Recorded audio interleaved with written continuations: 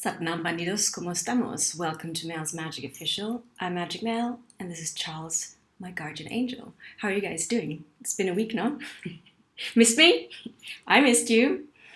Now it's funny, I look at my subscriber number, I'm like, wow, we are 417 on here. I started like 4 years ago. I had the YouTube channel before, but I started Mel's Magic officially in 2021. Because I wanted to share my story, and here we are, and here are you. But I don't know who you guys are, so why don't you drop me a line in the comments box? I'd love to hear from you. I know some of you, but not most of you. So drop me a line. That would make me very happy. And as usual, stuff has been going down. How's your week been? Is that correct English? Yes. Mine has been one of uncovering something. As you know, we are in this process of ascension, and you're like, what does that mean, Magic Mel ascension? Well, the frequency of the planet is rising. That's why all the shit is hitting the fan, because as the frequency rises, everything that is dark and dense and heavy needs to be released. And it can only be released once we see it. So things have been hidden, things have been swept under the carpet, and everything is coming up now within us and around us. I mean, look at the news, no?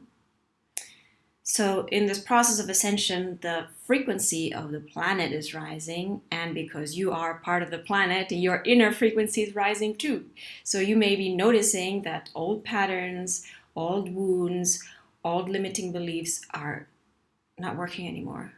And how do you know they're not working anymore? It's because you're hitting like roadblocks and brick walls.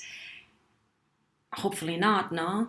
But if we're not aware of our limiting patterns, they will appear and be reflected in such a way and so drastically in our life that you can no longer ignore it. Because basically we attract what we emit.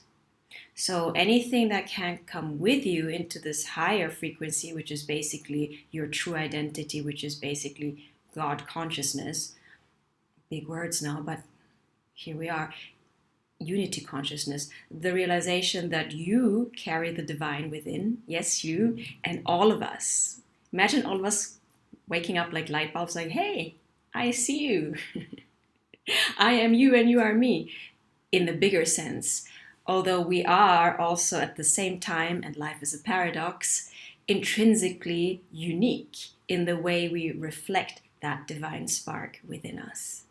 So we're all on this journey of remembering who we truly are, and there's about a 300-year timeline for all of us to reach our so-called perfected state, which is basically our true self, without all the limiting beliefs, without all the emotional baggage, all the trauma, all the wounding. And by without, I mean having integrated that from this source perspective, which is infinite love and compassion. So you and I and all of us, we're on this journey. And as you know here, I like to share just my personal stories. And what I realized in this past week, and I think I've mentioned that a few times now, it's the most intimate relations, our family relations, that are the biggest mirrors and triggers, no, for us to see where we are blind spotting ourselves, where we are judging the other, i.e. ourselves, where we still haven't integrated our shadow.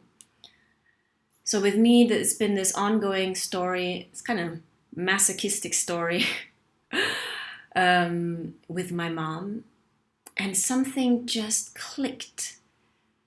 You know, I talked to you about Kundalini Yoga and how Kundalini Yoga also, on a very physical level, helps us release unconscious blocks, limiting beliefs.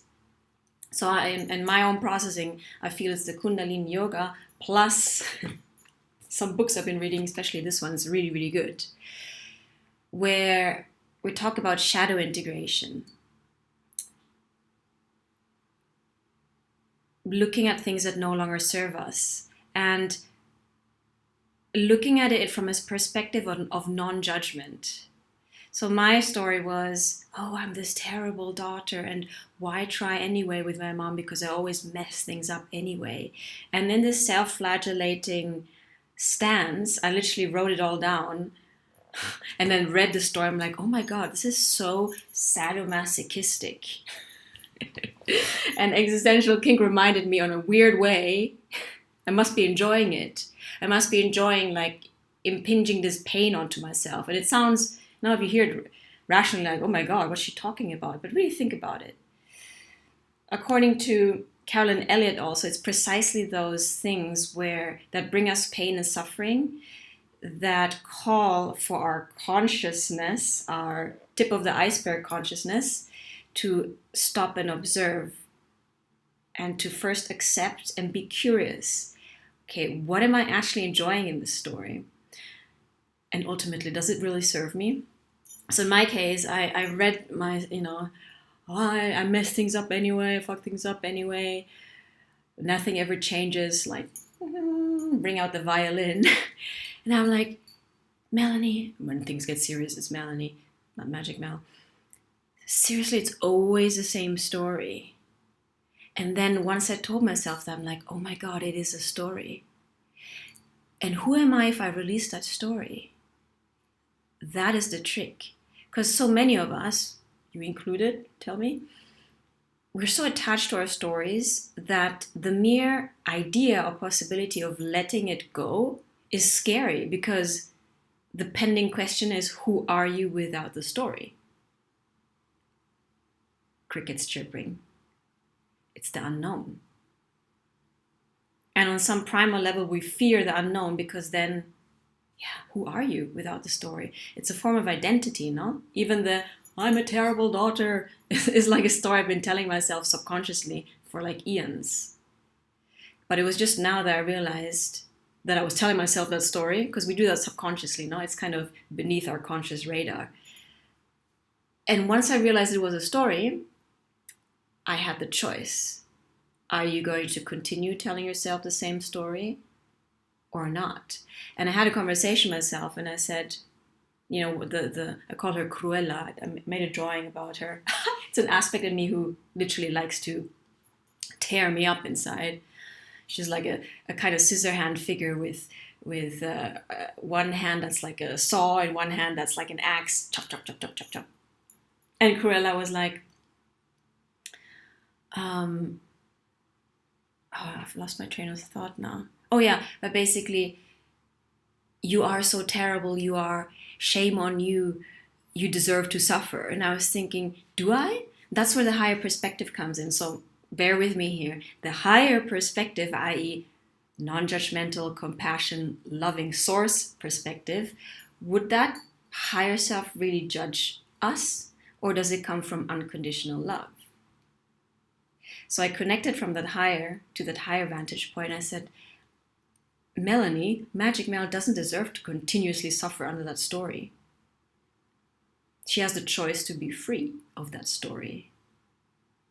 And because we make all decisions in the now, and we can rewrite our story, our past, our future in the now, I made that decision. And I did ask for help. I asked for I connected and prayed to my spirit team, my Asga team, angel spirit guides, gods and goddesses, and ancestors, highlighting ancestors, because I said, I need your support. Please help me release this negative story, this negativity, because I and my mom deserve a new story. And up came, I connected with my grandma, and she said, it's already done because you've decided. And I want you to realize how impactful your own decision, your own declaration can be. Once you decide, so it is. It's like spelling, casting a new spell. Because think about it, no? If you keep on telling yourself the same old story, it's like casting a spell, black spell on yourself, no? But you have the power to cast a new spell. Power of your word, throat chakra, intention. So I did that, and I said, no matter how many times I messed up in the past, no matter how long it took me to get to this point of realization, I forgive myself. And from this moment onward, I'm writing and living out a new story. And I kid you not, the dynamic between my mom and I has changed. Because I realized that me being antsy or aggressive or arrogant or dismissive to her was actually a reflection how I was treating myself inside. Because I said, basically my self-talk was, you mess things up anyway. So when I saw my mom, she triggered that, you mess things up anyway. So she reflected how I was treating myself harshly. The way I was judging her was the way I was judging myself. So the higher perspective of self-love, love, compassion, is that. Are you able to forgive yourself? Because that was also one part of, or one argument of Kruella. She's like, well, you messed up so many times, and think about all the times in the past you didn't appreciate her, you disrespected her, blah, blah, blah, blah, blah. And that was the argument that really got me down, you know. But again, I said, well, I accept, yeah. I mean, I also suffered. It's not like I was feeling great. But from now, we're writing a new story. So I want you to think about an internal dialogue that you yourself are subconsciously telling yourself. And think about that aspect in you, or connect with that aspect in you that is harsh and that probably has a similar argument, i.e., well, you've been a failure up to now, or you've messed up to now. Why would you deserve forgiveness? Why would you deserve a new start? It's about becoming conscious and aware of those stories, no? And then do you have the strength to forgive yourself? Forgiving is essentially about letting go, releasing. And we want to release things, guys. Ascension actually doesn't mean like we're going anywhere higher. We're grounding a new frequency, a lighter frequency without all the baggage. Because all this extra baggage, in this case, the story, your story, we got to look at it and we got to make a conscious decision. Is this worth me carrying, continue to carry while my hot air balloon rises and this thing is pulling me down? It's happening to all of us in our particular ways, no? But I kid you not, I mean, I feel different. I feel like something literally is off my chest. Like this stuck energy that was kept on, it was like a recurring loop. No, that's one thing about these old stories. They're like a loop, keep on coming, trigger, keep on coming. I literally feel like I'm traveling lighter. Again, why am I sharing this? Because I want you to look at your own life. Where are you causing yourself unnecessary pain still? Can you generate enough self-love to forgive yourself and to declare and start a new story from now, the present moment?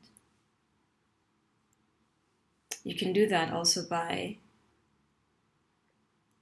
connecting with that aspect. You would say, for example, in my case, it was the bad daughter, no? So connecting maybe with a younger version of myself and say, hey, you did the best you could with the information you had at each point. It's okay. We learned. And give that aspect of yourself some resources, i.e. some compassion and love too. Because she was suffering too. She, he, they. Internal resourcing. All of our aspects need unconditional love. Even Kruella. And there's another aspect of mine. Mopy Murphy, I called him, is my little pessimist. Because he's like, what's the point anyway? We're all going to die anyway. And I went through this phase, another one, this past week. Where I'm like, what's the point anyway? I mean, you know, if you look at the news, I don't even watch the news, you know, in front of me. But obviously I tangentially hear about it on Instagram and whatnot. But I'm like, oh my God, what's the point anyway? What are we doing here? And then I called that part out in me and said, okay, we got to talk. And I gave him a name, Mopy Murphy. Don't take it personal if there's a Murphy out there, but I thought it's a cute stroke, cool name, Mopy Murphy. I'm like, Murphy, what's your point? And he's like, exactly, what's the point? I'm like, come on, we're already here. We're born with a purpose. The creator doesn't make a mistake, so we might as well carpe the freaking diem and make the most out of it. But you got to relate to these aspects in you, to these voices. Distinguish them, know who's talking, and accept them. Even Mopy Murphy, even Cruella deserve my unconditional love. So they can just be there, but I don't allow them to drive the ship. No. We want our soul aspect, higher self, to drive, because the soul aspect knows where we're going. The mind runs in circles and is just all about survival. And we're done just surviving as well. We're coming out of fear and we're integrating into love. So whoever needs some loving, the fearful voices, the critical voice, the pessimistic voice in you, the jaded voice, send them some love. Say, I hear you, I get you. It's all good. Here's a biscuit, pina colada, whatever they need. For real. It's called parts work. Teal Swan is a good one to look into if you are curious about that. Or work with me. I love parts work. And yeah, the Kundalini yoga, that stuff is for real. We practice, and because we use mantra, voice, asana, which is postures, breathing, pranayama exercises, you put that together just like a recipe. We call it kriya in Kundalini yoga. It loosens up these emotional subconscious blockages, because these stories that we tell ourselves, they calcify into emotional and energetic blocks for real, and they keep our frequency at a certain level. What is frequency anyway? I heard a good clarification today by the alchemist Sarah Alcalde. I love her. So your frequency is made up of your thoughts, your emotions, your actions, your beliefs, and your intentions. So when we speak about alignment, we would want to have all of them in one line, not one going over here, like belief, like I want this, but I don't believe I deserve it. That's not alignment, no? Or I'm thinking this, I'm thinking happy thoughts, but I feel like shit. Something's out of whack. No judgment, no shame or condemnation, but we want things to be in alignment. We want to emit a coherent frequency. Joe Dispenza calls it heart-mind coherence, no? Because we're like lighthouses, no? When we emit a strong signal like a laser beam, it's super powerful.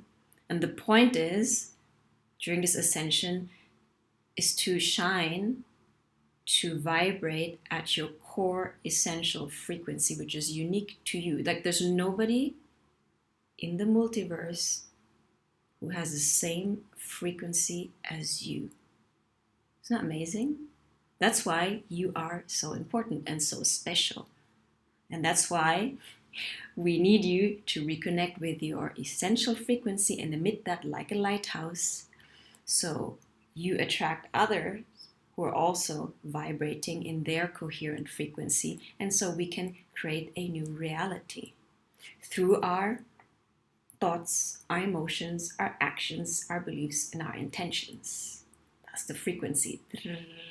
Our vibration maybe goes up and down during the day depending on the fluctuations. Think about it like when you look at the heart rate, there's this little like up and down, but overall, that's the frequency. The daily fluctuation is your vibration, but overall, you're vibrating at a certain frequency. And in Kundalini Yoga, when we say the point is to connect your finite self, your ego identity, with your infinite self, which is source consciousness, Christ consciousness, unity consciousness, God consciousness, so that you can emit a coherent frequency and be a lighthouse, literally, because you're going to light up, you're going to shine, you're going to radiate, and you're going to share your gifts. So, yes, I'm trying to convince you. No, I'm not trying. I am inviting you to my Kundalini Yoga class, and you have no excuse, because you're like, yeah, Magic Mel, sounds all good, but okay, how about this? Come and try out one of my online classes. I'm inviting you. And after the class, you can see for yourself, because the important thing is your own experience, not me telling you what to do and this and that. I give you a framework, but you have your own experience. And if it resonates with you, if you feel like it's something that can help you, then we can continue. Yeah? Because remember, we are sponsoring a beehive. And yes, I was full of myself in the last videos. I watched them and I'm like, oh my God, I'm cringing. But again, this is a journey. I'm not stopping. I'm not condemning myself. Sometimes I'm full of myself. Sometimes I'm full of like self-importance and I'm cheeky. But you know what? In my personal story, I prefer that than being falsely humble. Because I used to be very like meek and yes, yes, yes, yes, yes. No, maybe I'm going the other extreme now, but overall I will find my balance. And it's about wholeness, no? It's not about performing, it's about showing up as we are. Come as you are in the present moment, and it's valid. And we keep on refining. Not because any of the past versions are less valuable than your present version, but we keep on refining to our core frequency until it resonates completely and feels good. Coming to my Kundalini yoga class, it's Thursdays, 4 p.m. Madrid time. Look at the clock exchange or whatever you call it. I know it's 9 a.m. Iowa and it's 10 a.m. New York. That's what I remember, but there's more time zones I know, so please look it up. No excuse, come as you are, try it out. You know me by now. Yoga mat, some water, and something to wrap your head, a shawl, bandana, and we're good to go. So that's that. And I know we have a full moon tomorrow, and this is 22 minutes. So how about I record another video for you, and let's tap in, tune in, connect to the full moon, strawberry full moon energy. Bandidos, we are rebels for a cause here. We are spiritual warriors. And we continue on our journey of self-reflection, self-discovery, self-compassion, self-forgiveness, and the sharing of ourselves on this channel. Stay tuned. Drop me a message where you're tuning in from, and see you for the next episode. Charles et moi. Love you. Ciao, bandidos.